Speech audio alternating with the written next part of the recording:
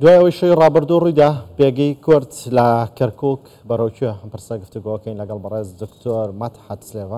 سلێمان شۆڤەکاری سیاسی. دکتۆر مەدحەت بەخێر. دکتۆر خێراتی خۆش باش دکتۆر بە دانانی پارێزگارێکی کورد لە بەغدا پێگەی کورد لە کەرکووک دەگەڕێتەوە هەمان ئەو پێگەی پێش ڕۆداوەکانی 16 ئۆکتۆبەری 2017 بەو شێوەی ئێستا تەنیا بەخەون ئێمە لە بیرمان نەچێ کورد ئەو کاتی مامزەلال 32 بە 4 دانا کوردی کردە کەمینە. ئەو کاتێک کوردی کەمینە، بەڵام ئێستا لە کەمینە کەمترە لەبەرەکو تو دەمەشای ئەو سەفقە سیاسی کە لە بینی ئەو حیزبانە کە دروست بووە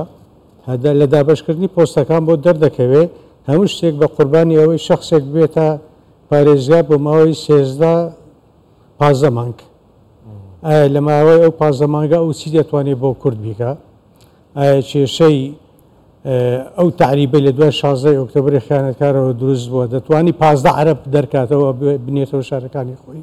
ئایا دەتوانی کێشەی جوتیارانی کورد چارەسەر بکە؟ ئایا دەتوانێت مادەی 140 ئەو زەوی لادەیەکان کە بەناوی عەرەب کرایە لەگەڵ ئەو وەزیری دادەی کە باوەشی لە شێخ عاسیەدا دەتوانێت بیورژێنێ بەلای کەمی چەند دۆنمێک زەوی بگەڕێتەوە بەردەستی کورد؟ بەتەوەقعاتی من ناتوانێت چونکی سەفقەیەکی وا سیاسی کراوە لە پێناوی کورسەکە دەستی کوردیان بەداخەوە بەستۆتەوە. ئەوەی لێرە زەرمەندی یەکەمە بە بۆچۆنی من کووردە لەبەرەوەی لە بیرمان نەچێت لە پێش 16 ئۆکتۆبەر ئەو پۆستانە ئێستاکە باسی یەکەین 180 لە بەردەستی کورد بوو. باشە لە پێناوی چی تو 16 ئۆکتۆبەرت خڵقاند ئێستا بەس شانازی بەوەی دەکەی کە کورسیەک بۆ 15 مانگ لی دانیشی ناوی پارێزگایە. تێناگەم ئەو هەموو باوەشەی لەمو لەوتە باوشێک لە کورد بدابایە لە کاتێکدا مەکتەبی سیاسی پارتی وێچێتی کۆبنەوەیان کردووە داوای ناوێکیان کردووە کە بۆ خۆ کورد متتەفق لەسەر ئەو ناوە ببێتە پارێزگاری کورد. ئەمە یەک. دوو لێرە وەفدێکات لەگەڵ سەرۆکی هەرێم دانیشتن دنیایان ئورژان کە پارتی لەگەڵ عەرەب پێکاتوە لە کاتێک ئێمە هیچ پێک نهاتوێ بەس کۆبنەوەیەک بووە دەرچوو ئەوە یەکێتیە لەگەڵ عەرەب پێکاتوە و تەنانەت هەر شێوازی کۆبنەوەکە زۆر سەیرە. تۆ پارێزگاری کەرکووک دادنەی ئەنجومەنی پارێزگای کەرکووک تەیە کۆبنەوە دەبێت بەغدا لەوێژ ڕاگەیاندکارێکی ئەلانی کۆبنەوە دەکا بەبێەوەی بە پارتی گوترابێ بەبێەوەی جەبهەی تورکمانی گوترابێ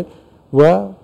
لێش ناشارمەوە میلیشیایەکی شیعە بڕیارەکەی داوە. ئایا پارێزگاری کەرکووک ئەو دەسەڵاتی دەبێ بەرپەرسی میلیشیا شیعەکان بداتەوە لەناو کەرکووک؟ ئەگەر لە من دەپرسی دەڵێم نا. دکتۆر ئەگەر لە جێگەی پۆستی پارێزگاری کەرکووک هەر هیچ نەبووە لەو پۆستانی کە دراوە بە عەرەب و تورکمان لە 120 و پۆستانەشمان وەرگرتە باشتر نەبوو لە پۆستی پارێزگار؟ بە بۆ چۆنی من ئەگەر بە پێچەوانە باوەڕەنگە باشتر بوو ئەو 35 پۆستە بە 25 پۆستی لای کورد وایە پارێزگای هەر شێ دەبوو با بێ. چش لە بیرمان نەچێت پارێزگای دەسەڵاتێکی نابێگە سەرۆکی ئەنجومەنی پارێزگا جگە لەوەی کە یاریدەرەکانی هەر عەرەب و با بڵێن جەبهەیەکە جەبهە بچێتە ناو معادەلەکە ئەنجومەنی پارێزگا توانی خودی پارێزگار کۆنتترۆل بکاتن. ئەوە باسی میلیشیاکانی شەر ناکەم. بەس من بەم لە جاتی پارتی دیموکراتی کوردستان بەس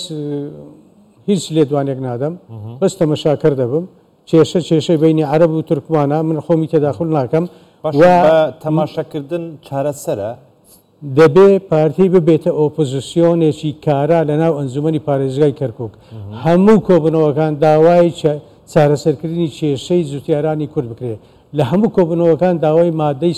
جێبەجێکردنی مادەی 140 و گەڕانەوەی زەوی بۆ کورد بکرێت لە هەموو کۆبنەوەکان ئەو دوو ئەندامەی پارتی دەبێ بڵێن خزمەتگوزاری بۆ گەڕەکە وێرانەکانی کەرکووک زیاد بکرێت ئەو کارەبایان بۆ بچێت. ئەوە ئۆپۆزیسیۆنێکی تەندروست نەک بۆی بڵێ وڵا ئەو فڵان کەس بووتە پارێزگا من دەبمەتژی. خەڵک دەنگیدا بۆ ئەوەی کە کەسێک ببێت بە پارێزگار کەسەکە هەر کەسێک بێتن با کورد بێتن. ئێستا کوردێک بووە بە پارێزگای کەرکووک پارێزگاری کەرکووک یعنی خەڵکی کەرکووک چاوەڕێی گۆڕانکاری بکاتن چاوەڕێی خزمەتگوزاری بکاتن چاوەڕێی ئەمنیەت بکاتن چاوەڕێی گەڕانەوەی مافەکانیان بکاتن. من هیوادارم وەکو گوتم ئەگە بتوانێ 15 عەرەبی هاوردەی دوای 16 ئۆکتۆبر دەرکا بە قەدەر 15 مانگەکەی دەستخۆشی لێ دەکەم پیرۆزبایشی لێ دەکەم ئەگە بتوانانی کێشەی جوتیاران و شوێنی پەنجعلی ئێستا وەزارەتی بەرگری عراق داوای دەکا و دەبێت خەڵکەکە چۆلی بکە ئەگە ئەوە بتوانێت چارەسەر بکە دەستخۆشی لێ دەکەم ئەگەر بتوانێ ملیشیا شیعەکان لەناو کەرکووک باتە دەرەوە من پیرۆزبای لێ دەکەم بەڵام ناتوانێت لە بەرەوەی یەکێک دایناوە کورسیەکەی با بڵێ ناتوانێت حرەکەی پێ بکاتن خۆزگە وانە بواە خۆزگە کورد تەباب وایە نۆ کورسیەکەی هەبایە دە کورسیەکەی هەبواە هیچ کێشە نەبوو بەڵام لە بیرشت نەچێ لە بەغدا بە یاسا وایان ڕێخستووە گە تو کورد نۆ کورسیش بینی هەتە باە پۆستەکان بەو شێوە دابش بکرێت گۆلەکە لە ناو پەرلەمانی عراق لە کورد کراوە و هۆکارەکەشی دیسان دەگەڕێمەوە بۆ 132ەکەی کە وەختی خۆی مامزەلال بە ڕەحمەدێ داینا کوردی کردە کەمینە لەو شارە. دکتۆر لەبارەی دابشکردنی پۆستەکانەوە کە ئێستا بەشێکی زۆری بە عەرەب دراوە سەفقەیە کراوە تر سەفقەکە سیاسیە دواتر ئاشکرات شتیری ئاشکرا دەبێت چەند کەس کردراوە شەوە ڕابردوو بڕین باسی پارەیەکی زۆر خەرجکراوە کە لە کڕینی ئەندامەکان ناکراوە بۆ یەکلاکردنەوەی ئەم پۆستی پارێزگاری کەرکووک وەکو لە تۆ لە سەرەتاوە باست کرد بۆ لە بەغدام کۆبنەوەی کراوە و هە بە تایبەتە وترێکە پێش کۆبنەوە کەش محەممەد شیا سوودانی لەگەڵیان کۆبێتەوە ینی نەکەرکووک لە دۆخێکی خراپی ئەمنیایە بەو شێوەیە بێ نەتوانن تیا کۆ ببنەوە تیای دابنیشن و ئەو داوا یاساییانە هەیە هیچ سوودیە بێ خۆی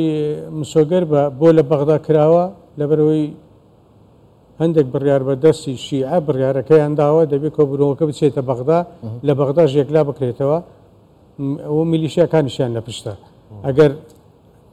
پارێزگارێکی سەرکەوتووی کورد باید دەبای لە ناو ئەنجومەنی پارێزگای کەرکووک لە ناو کەرکووک کێشەکە یەکلا بکرێتەوە نەوەکو تو لە 16 کەس نۆ کەس بۆیە بەغدا حوتەکەی تر ئاگای لە هیچ نەبێتن یانی ئەوە هەموو کەس دەزانێ مامەرەکە کراوە ئەگەر لەم نیش دەپرسی مامەرەکە بەڕاستی لە کورد کراوە لە عەرەب نەکراوە عەرەب ئێستا دەڵێن وەڵای ئینشقاق کەوتە بەینمان ئەوان 13 مانجی تر 15 مانجی تر پارێزگا وەردەگرین ئەو جە ناوی ڕاکانە ڕاکان نییە هەر کەسێکە و لە بیرشمان نەچێ ڕاکان بە نووسراوی فەرمی یەکێتی نیشتمانی کوردستان بۆ پارێزگار بە وەکالەت ئەحمەد عەسکەری واژووی لەسەر کردووە ڕاکان هەموو خزم و کەسەکانی کە داعش بوون لە زیندانەکانی سلێمانی بەردران ئەویش دووسەرەیە ئەو زیندانانە زیندانی حیزبن ئەگە زیندانی حیزبن کارەساتە ئەگە زیندانی حکوومەتیش بوو بن یە حکوومەت یاریێم بۆچی وەزارەتی ناوخۆی حکوومەت یاریێمی کوردستان ئاگای لێنە بۆ زیندانانە بەرەڵاکران کەواتە هەمووی سەفقەی سیاسیە ئێستا دێن توانز لا خەڵک دەدەن وەڵا لەبەرەوەی ڕاکان دەرنەچوو پارتی پێی ناخۆشە ئەوە ئەسڵ و ئەساسی نییە لەبەرەوەی خۆتە ڕاکانتان هێشتەوە ئەوەندە ساڵە لاخی با بڵێن مەساڵحتان یەکی نەگرتەوە اینجا دژی وەستانەوە. دکتۆر ئەگەر کوتا پرسیار ئەوە بێتن کەرکووکەکان قوربانی زۆریان داوە لە پێناو مانەوەی کەرکووک لە پێناو وجودیەتی کورد لە کەرکووکدا زۆرجە ئێوەش دەڵێن کە کەرکووک دڵی کوردستانە ناسنامەی کوردستانی بۆنی هەیە باشە بوو کەرکووکیان بە وەزعگەیان هۆکار چی بوو؟ خۆی بەداخەوە هەندێک لە حیزبەکان سیاسەتێکی ناشرین دەکەن ئەوەندەی خەریکی ملبادانن ئەوەندە خەریکی ئەوەن کە چۆن با بڵێن بۆسە بۆ یەکتردا بنێنەوە ئەو لە بەرچاومانە تو باوەش لە خەزعەلی دەدەی کە خەزعەلی دژی کوردە باوەش لە ڕیان کلدانی دەیگە ڕیان کلدانی یەک کۆمەڵە عەشیرەتی عەرەبی کۆکردیتەوە بە ملیۆنێک جوێن بە سەرکردایەتی دەدا و هەر ئیمانی بە هەرێمی کوردستان نییە ئەوە هەموو هۆکاری ئەوەیە کورد ناتەبایە لەبەرەوەی کورد ناتەبایە یەک ڕیز نییە ئەوان بە ئاسانی بەسەر ئێمەدا زاڵن ئەوزە لە بودجە بڕینە لە دابشکردنی پۆستەکانی کەرکووکە لە دانانی پارێزگارە تو ئاخر وەڵا کفرە کەرکووچێک 162 کورد بێ تو بڵێ 132 پۆستەکانت دەدەمێ بدەنە من دوایە بێی لە پێناوی ئەوەی بڵێ وڵا بەرنامەی دژی پارتی ماخە لە بیرمان دەچێت لە کاتی هەڵبژاردننی سەرۆک کۆمار سەرۆکی یەکێتی نیشتمانی کوردستانەوە کاتە سەرۆک نەبووگوت لە بەغداوە گوتی ئێمە لە بەغداوە پارتی لاواز دەکەین لە بەغداوە چۆن پارتی لاواز دەکەن ئللا دەبیت و لەگەڵ ئەو حیزبانە دژی برژەوەندەکانی کوردبی ئەوە بەڕاستی دیاردەیەکی زۆر خەتەرە شتی خراپتریشی بەسەردێ و بۆ هەڵبژاردننی داهاتوو کورتێشە خراپتری بەسەردێ لە منی وەرگرە. زۆر باشە دکتۆر سپاس دکتۆر مەرحەسرێمان شرۆڤەکارێ سیاسی کۆلستۆ دەرگەرمەدا بۆ هەر بەخراتن دکتۆر زۆر سپاس.